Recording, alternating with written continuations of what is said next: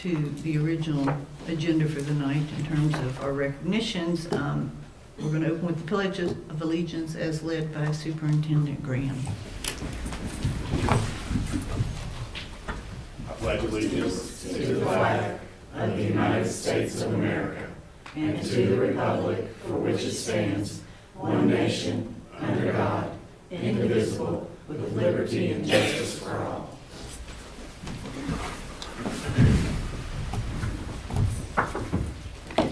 We do have one particular recognition, so I'll hand it off to you, Mr. Graham. Thank you, Madam Chair. Pulaski County Public Schools would like to give a shout out to Dave Gravely and the students of the Media Specialist class for preparing an outstanding video for Pulaski County Public Schools and the Pulaski County School Board. The video was Champions for Impact. In the video, information was shared about our Bridge to Excellence program, Cougar Scholars program, and the ACE program, new security features at our schools, and the unique initiatives going on increasing school attendance. These amazing students are Daryl Altus, Jalen Arnold, Daniel Bradley, Caden Carter, John Elliott, Adam Eversall, John J.P. Ferguson, Colby Gill, Nathaniel Lorman, Preston Quesenberry, Elijah Salam, Leo Schreiber, I hope I pronounced that right, Raymond Sinclair, Ainsley Vaughn, Kaylin Weddle, and Cairo Williams. Do you have some students with you today, Mr. Gravely? Why don't you both come on up here, please?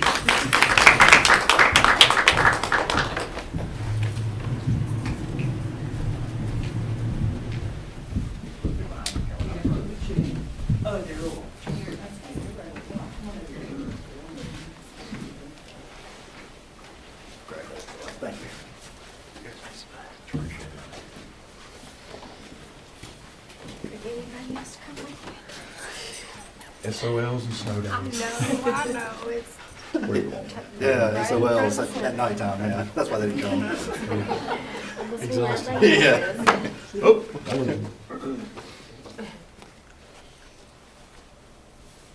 You sure have grown up. Great job, great job. Good job. Yep.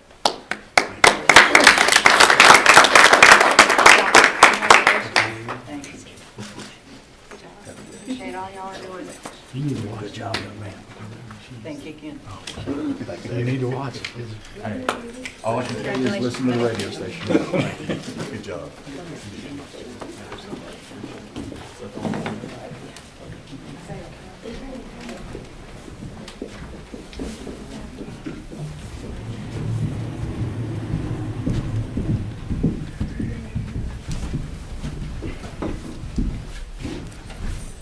I would encourage anybody maybe watching at home, or for you all out there, if you haven't seen it already, there is a YouTube channel maintained by Mr. Gravely, where many things Cougar High School, Pulaski County High School related are posted. Particularly, where should I send people if they want to watch the video? They can go to PCTV Media on YouTube. Okay, PCTV Media. They can also look on the Facebook page and see our newspaper, and they can see the link for our new radio. All right, newspaper and the link for the video is there. Encourage you to watch it. They did a fantastic job. Could our folks hear that are online, you think? He's a little too far away from the microphone. Yeah, come back up. Hey, Jim, I want you to put in the comments. Oh, yeah, you can do that too, I guess, but we'll get you to say it one more time so everybody can hear it, because it's a wonderful video. I'll let him say it in the microphone so everybody can hear it. Yeah. Thanks, Dave. So the videos, they're anything that's going on at the high school, the middle school, rec league, any of the community partnership stuff we have, like with the Chamber of Commerce, tourism, sports and entertainment, the rec department, any of those, we put all of them on there. They're broken down into playlists for those different categories. It's PCTV Media on YouTube. You can also look on the school system's Facebook page, see the newspaper we're putting out, and you can also see the link for the new radio station that started up last week and is now 24/7. Nice. So it's moving along. All right. Playing Christmas music. So Okay. yesterday it went from our choir singing the alma mater to Metallica, to Oh. Tyler Childers, to You're a Mean One, Mr. Grinch. Oh, perfect. I like it. So- Very combination. What radio station is that? You go to Live 365, it's an app, and look for PCHS Radio. I think it's important to say that we paid for a license to do this. We're not doing this pirate style. This is legal. We actually went to a website that pays for all the licensing, and they take care of all the royalty paperwork and that out of what we pay for it. We pay for it in-house, in the class, and the students are on it, giving announcements. They brought up the accreditation announcement. Jalen Arnold did that one. That's great. It's moving. Nice. You guys Appreciate did a y'all. super Thank job you. today. Appreciate y'all. Yeah, thank you. All right.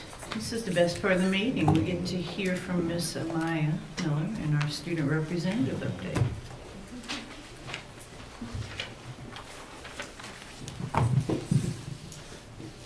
Good evening, members of the board. I hope you've all had a good semi-break and have stayed warm from the recent snow that we've had. I know I had a good break. As you all know, we had almost a week-long break last week, with the exception of our schools going 2 hours late on Wednesday.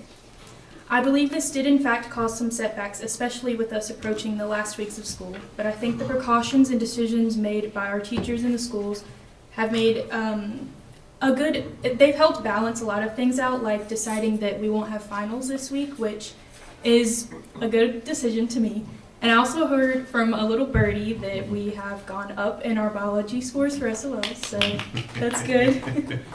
Moving on, the high school hosted the Commit to Graduate Assembly on November 21st, which was a very eventful day. Within the Commit to Graduate Assembly, there were thousands of dollars donated in total to several students. And we also got to announce our nominees for the Most Valuable Cougar Award. The same day, the high school also hosted the annual Red Cross Blood Drive, which consisted of around 50 donors. We also had several other drives this month, including a food drive that was hosted by 2 members of the National Honor Society and a shoe drive that our schools hosted. And that's all I have for you today. Are there any questions? You're forgetting one thing.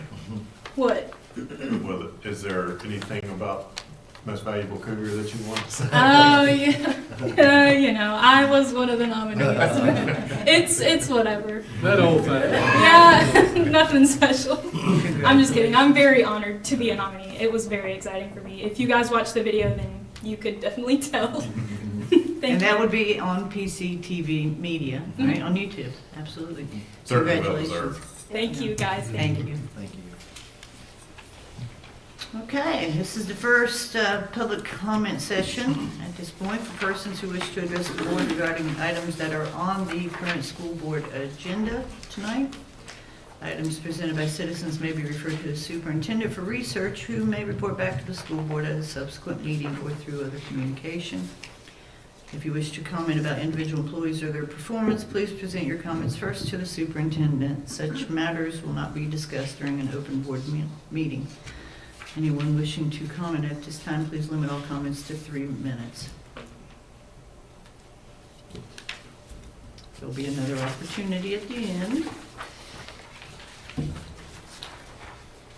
Okay, everybody has had the opportunity to look over our regular meeting minutes from November 11th. If there are no disputes or requested changes, may I get a motion to approve the November 11th regular meeting minutes? Madam Chair, I'll make that motion. I'll second. Thank you. Mrs. Porter?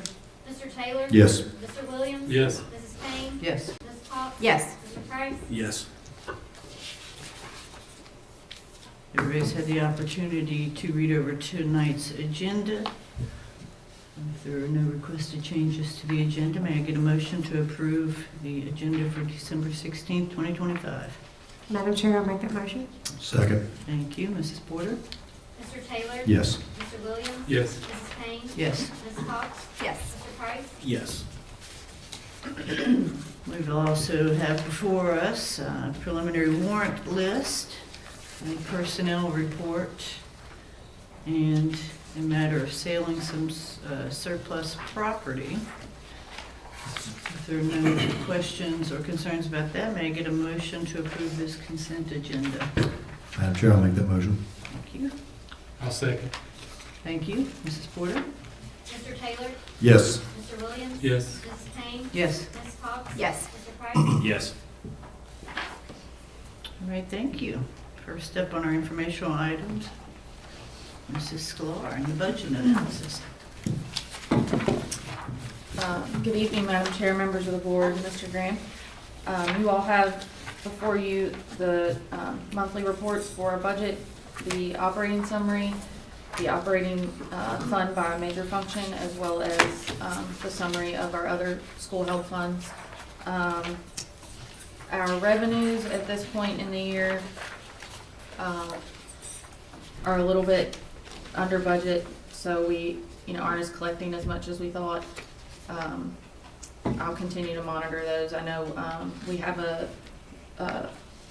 meeting with DDOE tomorrow about the biennial budget, so there'll probably be some updates about this year's as well.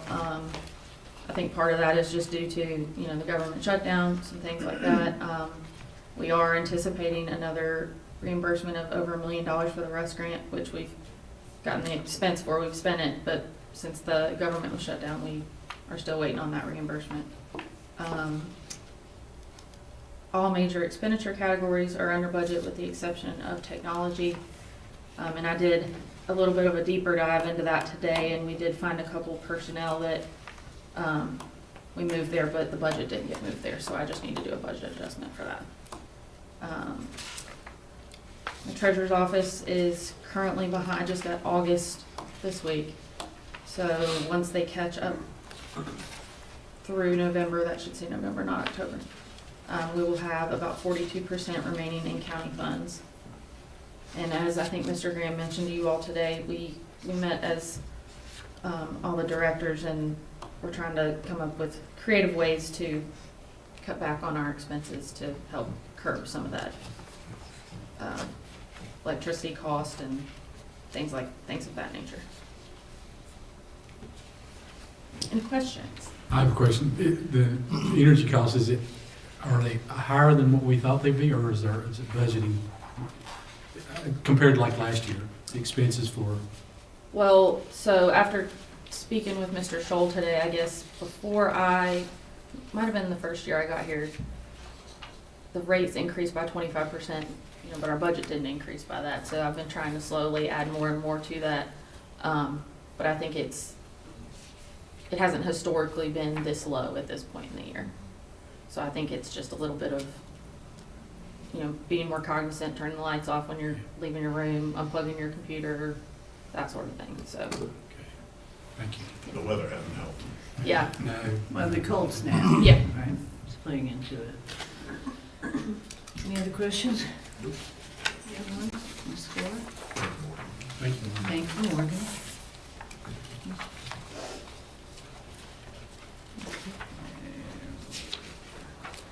Discipline and attendance data report.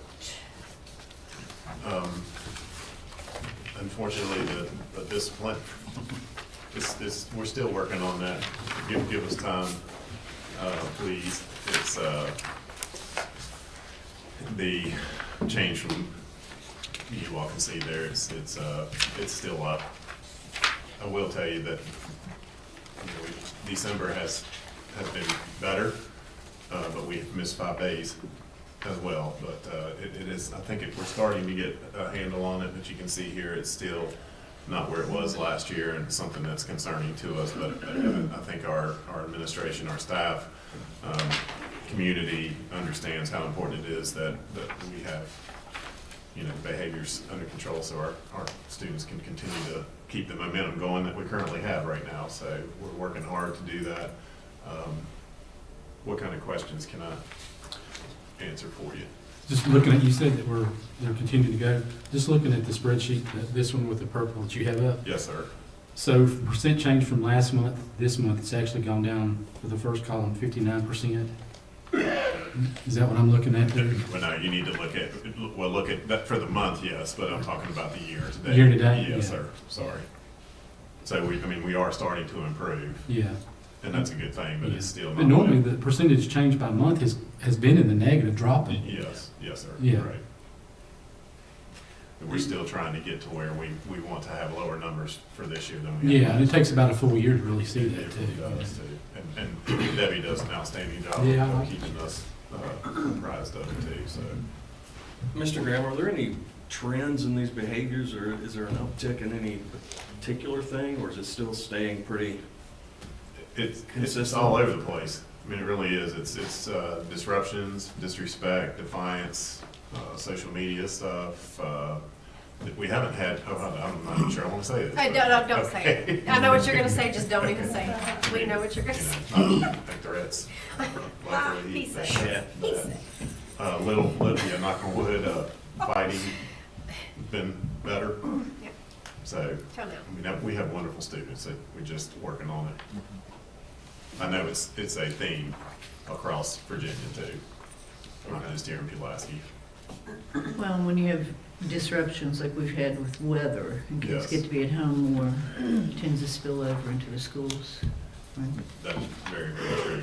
Now, on the other hand, our attendance is still really, really good, even despite, well, we'll see next month how it looks for December with the missing of the days and things, but we're still at almost as a division, right at 94%, which is where we want to be.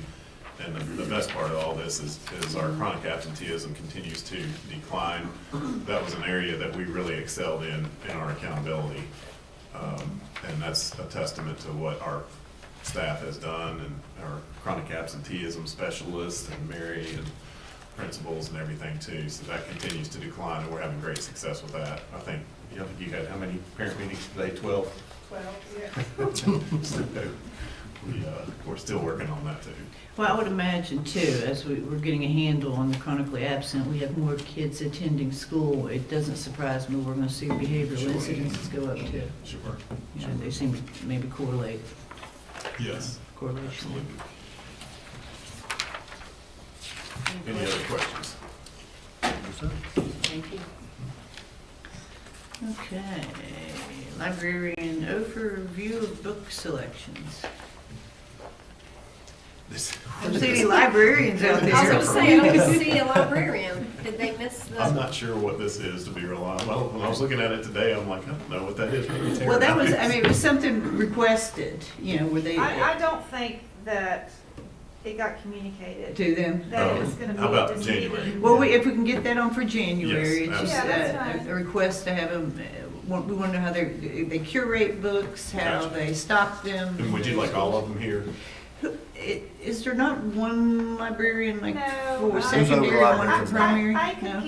could get a good representative. They could work on something together, and then we could have one. What about if we got a secondary and a Yep. elementary for I you? think That that would sounds work, I great. mean, to explain exactly, you know, how they pull books, what they're deciding on in terms of literature that's in the libraries. I know at one point, even at the high school, there was a separate area deemed young adult novels that did require some parental sign off on that, you know, that still exists, et cetera, Sorry about that. you know. Don't worry, Rob, you turned the electricity off too soon. Yeah. You pulled the power cord on That's us. been a reminder, but. Internet tubes froze up, guys, sorry about that.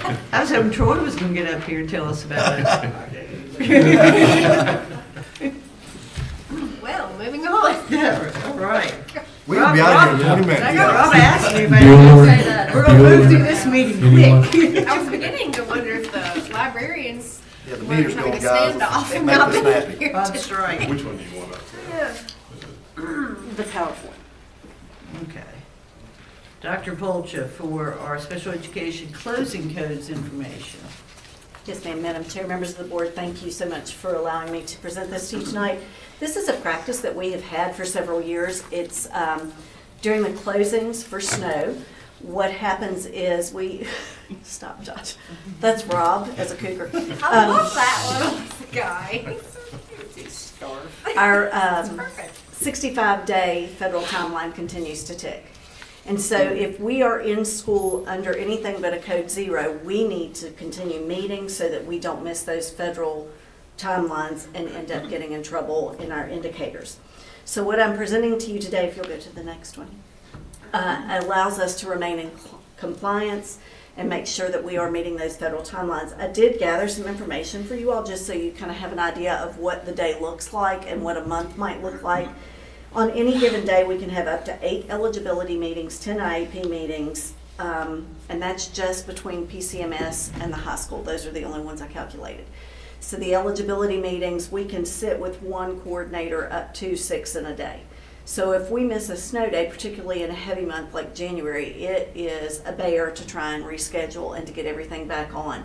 So the more we can go ahead and meet under those Code 1, Code 2, 2-hour delay conditions, the better off we are with our federal timelines and not having to ask people to do creative things like stay after school for an eligibility meeting. The month of January itself has 29 meetings that are currently scheduled, and those are simply the annual IEP meetings, 27 eligibility meetings, and 9 additional meetings just through the 15th of January. That does not include anything that would pop up over the course of time due to a disciplinary incident such as a manifestation determination review, if a parent requests an IEP meeting, or if the team requests a meeting due to progress. None of that is accounted for. So January tends to be a hard-hit month for weather, but it is also a hard month for us when it comes to meetings and rescheduling. And I'm sorry, this is kind of hard to read, but when you look at it, if we are Code 0 and no one reports, we are no remote instruction, we don't meet. The Code 0 days can be excused off of the federal timeline. If we are Code 1 and we are remote learning, then we start our meetings at 10 o'clock. If it's a meeting before 10 o'clock, typically one may start at 9, then we will reschedule that meeting. But anything else will move ahead as scheduled, and we'll do it on a virtual platform as long as the parent is agreeable. Code 2, the exact same thing. If a meeting happens before 9 o'clock or before 10, if we can't get the staff to agree to come on in, because teaching staff doesn't have to be there till 10 and they're a required member of the team, then we will reschedule. Otherwise, the meetings go on as they are scheduled. And then a 2-hour delay, when we're looking at employees coming in at 10, we use that 10 o'clock as our cutoff too. We do have administrators that request that we move forward. We had one, not today, the last 2-hour delay that had a 9 o'clock meeting. Everyone agreed to go virtual, and the administrator requested that we go ahead and hold it so that it didn't have to reschedule and be crammed in on a busier day. This is for your information, just so that you know kind of what we're doing in order to maintain compliance, what we're asking teachers to participate in order to maintain compliance and to keep us in good graces of IDEA and special education. Do you have any questions that I could answer for you? I do. On Yes, the ma'am. on the Code 0, I mean, in terms of federal compliance, we are not required to hold meetings if it's Correct. Code 0, but still, anything that would have been scheduled on that day has to get rescheduled somewhere else, correct? Yes, ma'am. So you still have the caseload there. Yes. It just gets moved. It just gets moved one day, Okay. or 2 days if we're Code 0, 2 days in a row. However many days For we're the Code first 0. 3 days. Mhm. Or, Right. Well, Code 0 is regardless. We stay, okay. it's Code 1 where we pick up the 3 days. So if we have 3 days of Code 0, then that pushes the federal timeline by that 3 days. Right. Those we're allowed to excuse. Anything else where we're working, we have to move forward, and we cannot excuse. Okay, so what you're asking is it would still correlate directly to what we call for the school community, right? Okay. And so You we've wouldn't be had- able to call your own code? As Oh, a- goodness, Okay, no. okay. No, thank you. This is just to say the This teaching is staff. Correct. That's right. Mhm. Okay. And we've had 5 days now that we've been out. 3 of those were the first 3 that we give to, for our students to play in the snow, which we want to do. Right. We've had 2 remote, and then 1 2-hour delay. So everything from here on out, if we can, if it's not a Code 0, will be a remote learning opportunity. And Jess made actually a really good suggestion too that we may want to add, because on Code 0, you can't have remote learning, but if you have a really significant winter, like I think we're going to have, we want to try to have as much remote learning as possible, but we also need to take into consideration when the power goes out, nobody can really remote learning other than our elementary students who have packets. Right. But we have to replace those packets that they send in when we're out. So 5 days at this time of the year is a lot. And our intent is to provide this just as clarification for parents as they're receiving their invitation letters. We've done this in practice for several years so that the staff kind of know what to expect, but that doesn't mean that the parents do. So that being able to say that we presented this and this is okay would allow us to send this out with the eligibility notification letters, as well as post it on the website so that they understand and they know, and they have all of the possible contingencies, what happens to I my guess also with the eligibility. caveat knowing that the parent can say, I can't do that, I can Correct. reschedule. Yes. Correct. I cannot meet, we Yeah. don't have power. Yeah. Those kinds of things, we would go ahead and reschedule and work them in. Okay. Any questions? Thank you so much. Thank you. Love the pictures. Thank you. AI is fabulous.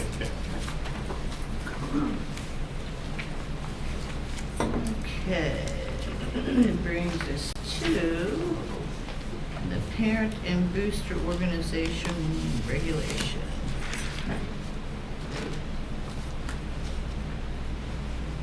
Jeremiah, Windows what? Windows P. Windows B. You don't want to duplicate, Rob. Duplicate. Still got it. You say you got a technology man right here next? Still got it. Yeah. There you go. I think most of you all have had a chance to review this and read over it. This is just our final draft for the regulation for the parent and booster organization guidelines. I made all the requested changes of the board and the attorney. Yeah, any questions? Not a question, but a statement. One, thanks for putting in so much effort on this, Morgan, but I think to just clear up some general misconception here in the community talk, the intent of this is not to take anyone's money. Correct. School board, right? This is to make sure that one, more than likely what's going to happen, a parent or someone of a student gives money to Pulaski County Public Schools, we want that person to feel good about the transparency and accountability of their giving to the school district. And we want all those organizations to reap the most benefit from that giving dollar. All right, so just to clear up a little misconception that you kind of heard from the community. I'd like to add to that too, that our attorney had said, our school board attorney had said, thank you all for putting this together. This is very well written and it is a good protection for, and the same thing, that this is no intent to try to scare our boosters and clubs and PTOs away, but just to make This sure is this is a everybody's playbook for them Yes, to use, so correct. it's And he was kind of human proof. very appreciative of putting this together. Well, and it's just as much for the protection of the people operating those clubs and boosters and PTO and A's as well. I mean, there's procedures now in place that if they follow, they can't be accused of anything that they aren't doing. So I think it may not look like it, but it's a win-win, I think, on both sides of that coin. And I think they need to know it's not uncommon either as far as divisions go, because Ms. Galar looked at, I don't know how many. that Warren are- County, Pennsylvania And County, there are a lot of school divisions moving this way. Yeah. and there are a lot more that are far more strict than ours, so I think ours it covers our needs and the wants of the board and protects the division and not doing all that. I mean, I like it too, and you've done a great job. Everything is spelled out for it. I mean, just like any policy that we have anywhere, we can write the best one there is, but the enforcement of it. You know, we need a clear, concise chain of command of how these things are going to be done, because there's a lot of information in here. Absolutely. So, I mean, that's the biggest thing, and getting a hold on exactly who are our boosters and what is their designation. So our next step is, now that you all have this and the public has it too, is to organize a meeting with everybody. Good. And that's to really go over this. And we'll definitely stress that the intent is not to try to scare them away. Yeah. But I think we've all had conversations with the public. I know Yeah. I have and Josh has. And So we're going to start with the 8 that we've been talking about. So Well, and I've had conversations too, and as I've explained to them, it's never been the intent to scare them away. I think it's wonderful when anybody wants to organize in our community to come alongside and assist the schools through charitable contributions. We certainly rely on that, and it gives people a role to play in the great things happening in the school system. But it also allows them to be structured in such a manner that is legally sound. It protects their groups, but it also keeps them public facing, which is what we want. Beyond that, we have no desire to meddle in any clubs that want to establish themselves and work alongside us. We just want to make sure that they're legally sound and the public can review their. Well, I think there's an element of just the change that we're doing it differently than it has been done in the past that is creating some apprehension and some growing pains. But I feel like the few people I've talked to have indicated that they understand the reasons why we're doing this and why it's necessary, so. Good. Yeah. A lot of rumors. Yeah. False There's a lot of rumors false around. information floating around, so we really need to get to presenting this, making it Yes. public. Yeah, we'll get these folks in.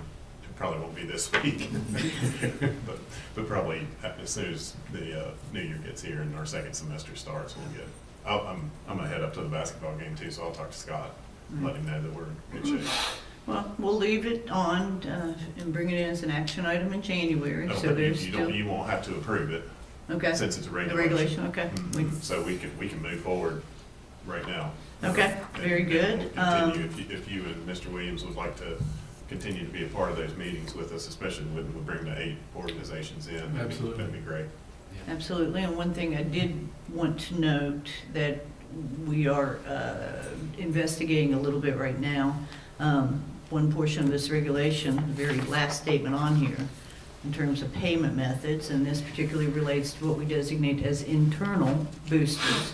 Approved methods, anything a school board or endorsed approved platform. We are currently doing some research, correct, Morgan is, to look for a way to streamline that as well with an approved crowdsourcing group. And so there's a few. I'm glad you mentioned that. Ms. Payne was up for a meeting with Mr. Graham this week, and I mentioned to her, I had a meeting with a platform called Givebacks, and they're based around, PTOs, booster clubs. They can do everything from that all the way up to, our school activity fund software. But the one thing that they really focus on is like their donation platform, so it's a little bit more streamlined than what we have now, as well as you can set up basically like a landing page for each booster, internal or external. So the booster can go in and, fill out their information. They can upload whatever documents we decide, or the documents we have decided in this regulation that we're going to require. So their 501c3 determination status, their 990 form, their monthly financials, they can upload those. I can go in and pull them. I can run a report that shows what groups are in compliance, which ones aren't. Anytime they do a fundraiser, we can pull and see, their profit margin. Am I forgetting anything? There's a lot of things, but I'm going to meet with them again in January to do a demo and see what the cost on that is going to be. What is the split for those? We know what it is for. I don't know yet. You don't know that yet? Yeah, I have a meeting, I think the first week we get back in January with them. Okay. So I'll Is have Ask that that. question too. Is it based where they can, the same platform where they can, it's like a push notification, where they send out emails to the people that they want to raise money from? I think there may be an app, but again, I'm not entirely sure. This first meeting was kind of just for Okay, I us to understand. talk It's about called kind of what we want to do. Givebacks? Yes. Do a little research on that. Well, we'll wait to hear back more about that, but, everything we're doing is to assist every one of our booster groups, internal or external, to operate at top line efficiency and with the biggest profit margin. Thank you for all your work you've done on this, Morgan. Appreciate it. All right, here, we're to the good news. Okay, Mr. Graham, our accreditation accountability Absolutely, information. and I can't tell you, when this came in a couple weeks ago, it came in kind of late. And I can't tell you, it was one of those things like, when you apply to a college and you get the letter back and you're like trying to open to see if you, so it took me a while to open it, but I can't tell you how excited I was when I finally opened it and looked at the last column there to see that we are all fully accredited. And we think that that's the first time since 2017 that we are fully accredited. And Sarah and I went to Board of Supervisors meeting last night, and they were very thankful and grateful and appreciative, and they want to do something with us, with you all, to celebrate. And we're going to do that after the winter break, and certainly let you know what that is when they get to us. But wanted to go over just some highlights here with you, and it's pretty much if you were on the the State of the Union with the accountability that we had not too long ago. It's pretty much the same thing, but we are fully accredited. And when you look at the performance categories of on track and off track, I don't want to draw that as much to your attention as I want the framework score. And all of our schools, with the exception of the K-12 virtual academy that we have, are in the 80s, and that means that score that's an on-track score. And I'll explain too in a minute why Pulaski Elementary and Dublin Elementary are targeted support. But that's a celebration in itself too. And then when I looked down at the bottom to see Pulaski County Middle School, which I was still worried about because we haven't had that fully accredited since the school opened in 2020, and you can see they scored an 82.3, and they are on track. And if you look on that further right column too, no identification. That's a huge celebration, and the work that they did for them is just fantastic. And then the high school, the framework score for them is a 98.1. That's pretty phenomenal too. That gets them to distinguish. And there's I'll share some more information with you as soon as I can review it, but there's more data that comes out that kind of gives you the top 5 in each region and who did what. But I forgot to pull this up, but Region 7 had the most distinguished and most on-track schools out of all the regions, and the least amount of off-track and needs intensive support. Nice. So once again, Region 7's leading the way. That's Matt Hurt's data. But we have the other thing in that performance category, there are no needs intensive support.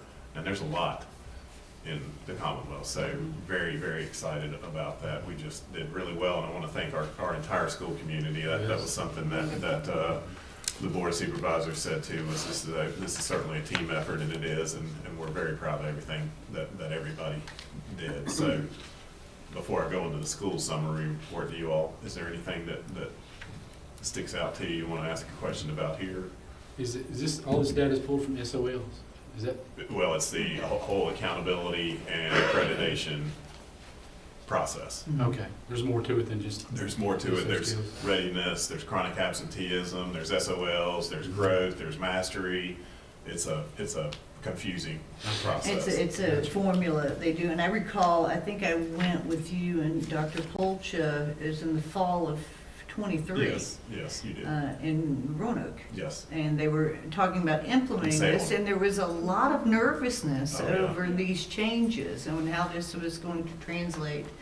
And we rocked it. So. Yes, yes, and I think, I mean, with our progress and so the virtual schools, we contacted them because we were a little worried with our scores, and I talked to Kenny Moles, who's the superintendent. We are now just this year, we only have K through 2 students.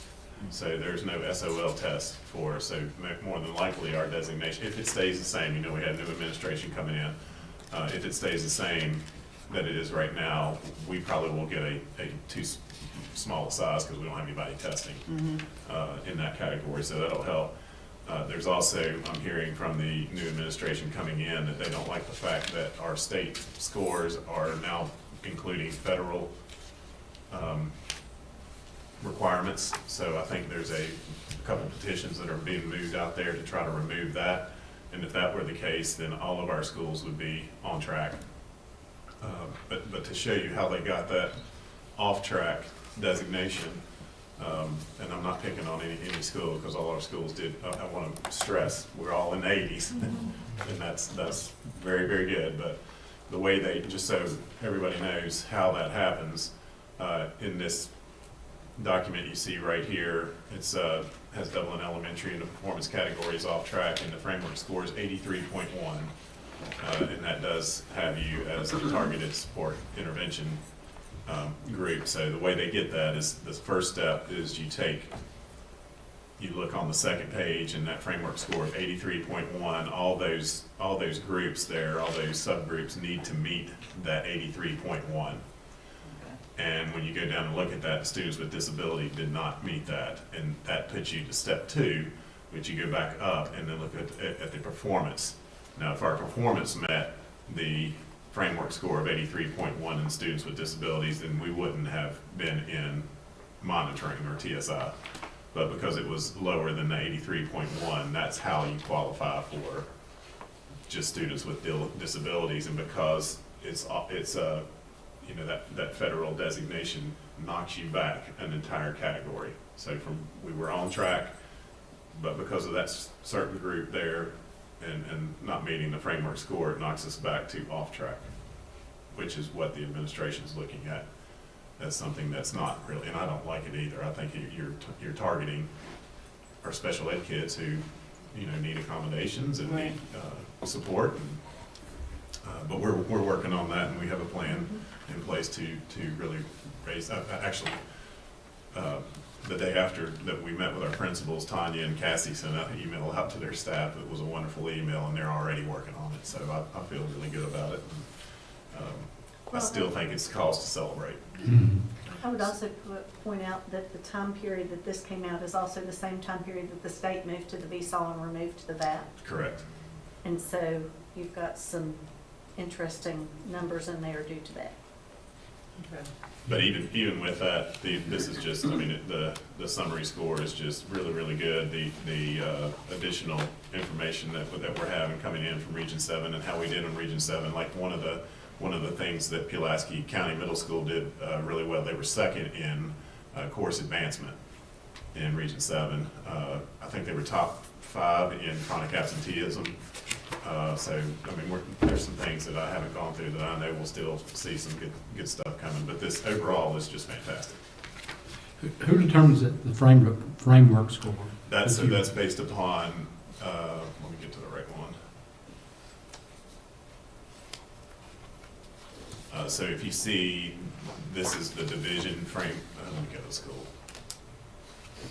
So like here at yes, Kreiser, so everything that you see here on Kreiser, I think this is Kreiser, isn't it? Okay, this, so you would take all the students and with this step 1 process, and you would take the reading performance, math performance, science performance, EL progress, reading growth, math growth, chronic absenteeism, all compile the data to get that 85.6 score.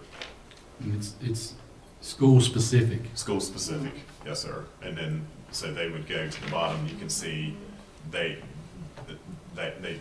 met all the criteria that needed not, now another thing that with them, you can see to the right there, their federal identifications, comprehensive support and improvement.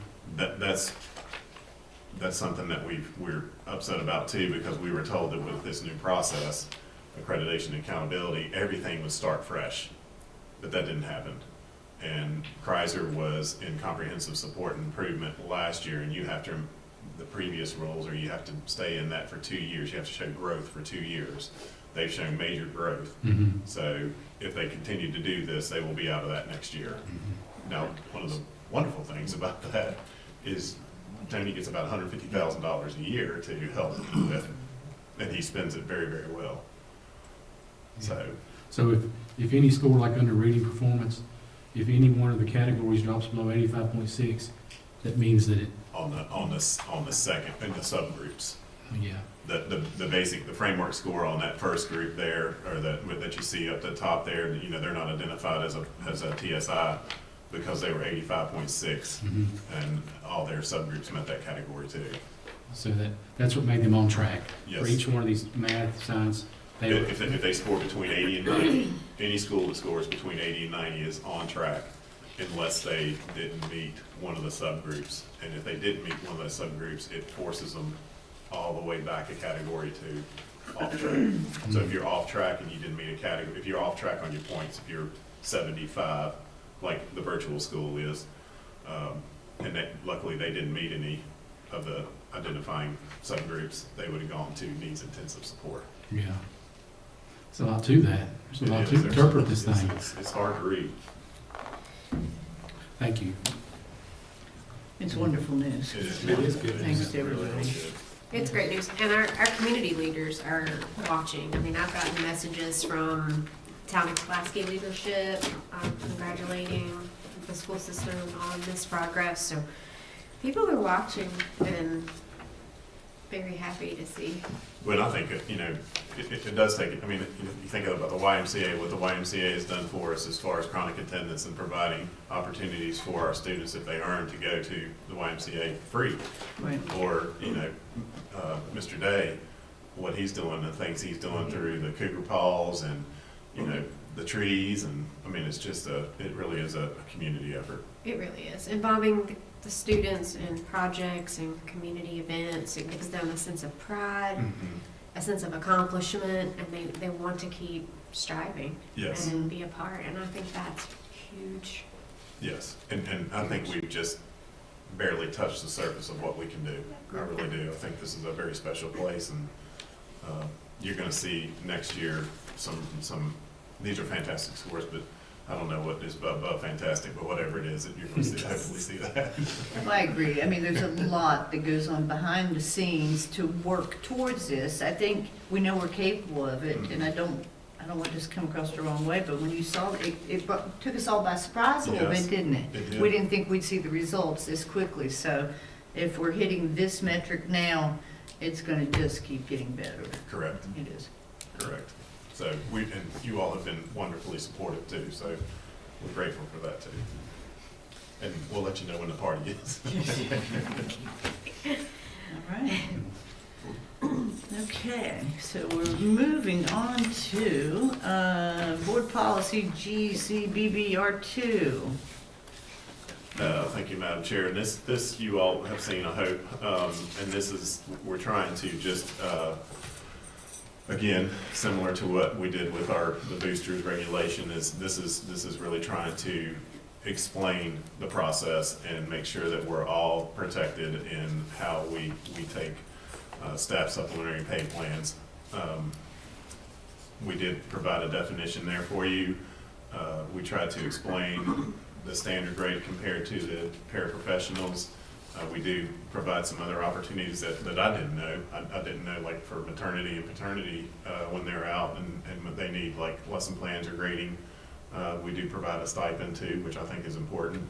But this kind of encompasses everything that we have, so there won't be a whole lot of confusion in the future. Any questions? And sorry to throw it on you tonight, but I mean, Morgan's right. We do want to try to get this started January 1. And again, you don't have to approve it, but we wanted folks to be aware of it so we could, stick it in our regulation policy under GCBB, and get that in there in the policy handbook. Am I reading this right in that we haven't visited this since That's correct. 2000? Are these rates, are these pay rates still appropriate? That we changed them. The rates have fluctuated? Yes. Okay. Yeah, we changed them. So the old one was revised in 2013, Yeah. and this one. Yeah, it was approved in 2000, so they revised it in 2013, and now we revised it again now. Okay. And we should have been revised probably a little bit earlier. Every 12 years, isn't it? So, appreciate you all. Yeah, Thank you. absolutely. So the definitions are practically the same, but we have the pay scales that have kept up with the appropriate Correct. changes in the last. Correct. Close to Anytime 20 that you all are kind enough to give us a raise too, all that fluctuates too. Now, the raises don't normally count towards this, but we do try to stay competitive with what everybody else is offering too. Okay. Any other questions? No, sir. All right, calendar.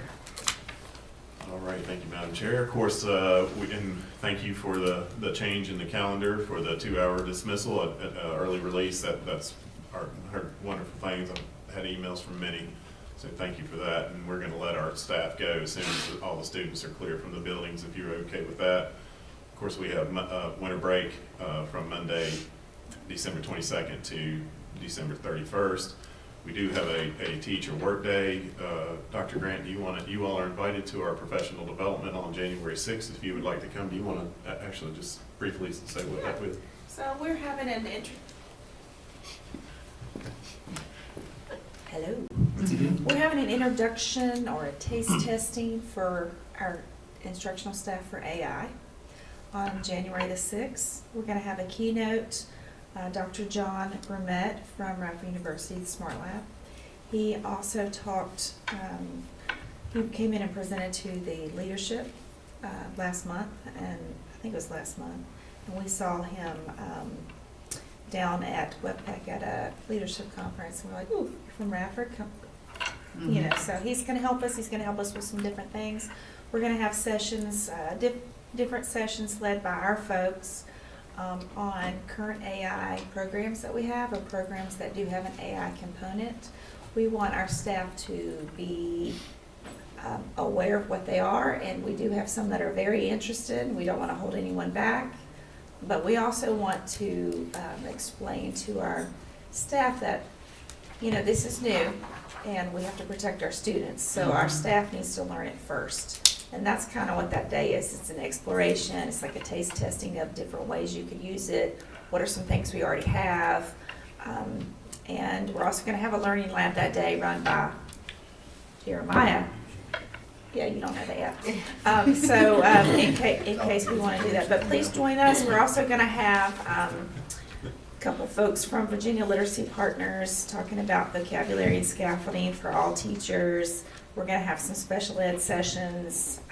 We'll have something for everybody, but there is a focus on AI, because we think it's important to know what's going on in the world when it's going to outrun us. Where is this going to be held at?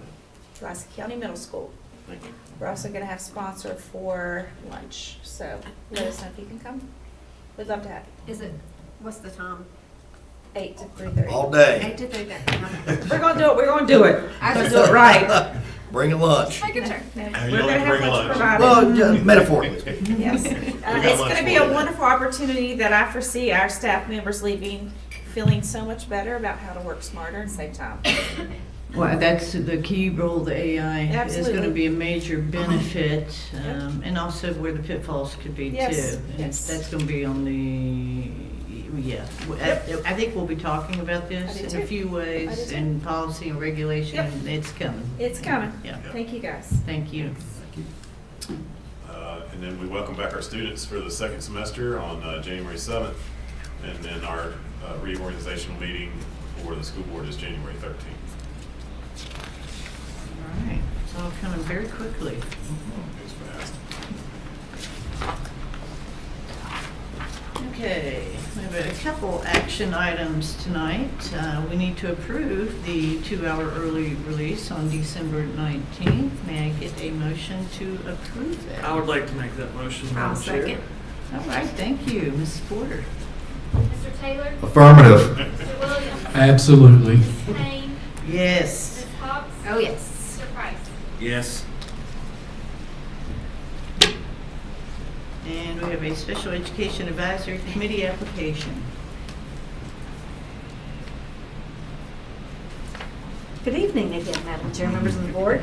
I am extremely pleased to bring to you an application from Amanda Edwards. Amanda is requesting to join the SEAC. She is a parent from one of the elementary schools, but she's also a member of the medical community and offers a great deal of expertise to the committee, which could be very helpful. She is asking to be involved as a subcommittee member, and she can attend all meetings. So my request tonight is that you approve her application so that we can move forward. We will be moving the December SEAC meeting to January because December overlaps with somebody else's Bridge to Excellence program. But I'm hopeful that she can start attending in January. Do you have any questions? No questions? Can I get a motion we approve this application? Madam Chair, I make that motion. Thank you. I'll second. Thank you, Mrs. Porter. Mr. Taylor? Yes. Mr. Williams? Yes. Mrs. Payne? Yes. Ms. Cox? Yes. Mr. Price? Yes. Thank you. All right. Are there any agenda items that the board We got the members- one. The librarians. Oh, yeah, Yes, that let's one. not forget that. That one. We'll add that on there. We're ready for them. Anybody else on the, any board members have any future agenda items they'd like to see? No, we're covering the bases quite well. Okay, our final public comment opportunity. Going once, going twice. Better hurry up, the lights going to turn off at 7. All right. Save energy. We're on a timer here. Madam Chair, Yes. I would like to point out once again how our nutrition staff kind of came to the rescue of our community. Yes. And, I know, unfortunately, there were some negative things said on social media when they ran out of food, but to me, I think if you have to have a problem, that's probably not a bad one to have. That's right. So, once again, I just wanted to recognize that they do amazing work, they're beautiful people, They're and fantastic. they've had such pride. That I'm not aware of any other surrounding jurisdictions that offered such a thing. So, And we, it's been a, 60 to 70 to 80 meals that we, in the past. Yeah. This one was 112 or 120 in 12 minutes. well, I think that would be a terribly difficult thing to try to predict. And of course, once the food's taken out of the fridge or the freezer, it can't go back in there, so they have to be so careful. Yes. But that's something, as long as it's safe, that's, Jessica really would like to continue to offer that. That speaks highly of her. And I just think it's another example of how Pulaski County is leading the way. Yeah. I love it. You're right, I agree. I mean, what struck me about it was, like you said, we already have the food out, and then we have to call off school for 4 days. So, I mean, from a common sense perspective, I hate to see food go to waste. But it also speaks to how many of our families depend on their families getting meals through the school system and their kids in school. And so for us to be able to meet that need, even when we cannot hold school, is a testament not only to the ability to do it, but the heart behind it. People But want to do that. you'd be amazed, too, that when we ran out, how many phone calls they got, how many phone calls Charity got about, can I come in and help? Can I come in and help? And we had school principals going over, it was really neat. Absolutely. One last thing I want to mention is Thursday night, the rescheduled Bridge to Excellence end of the semester ceremony will take place at NRCC, 6 p.m. Is that correct? Okay. Look forward to that too. Unique program, and it seems to be taking off quite well, rolling with it. Final comments from public? Nobody? Going once, going twice. Meeting is adjourned. Thank you.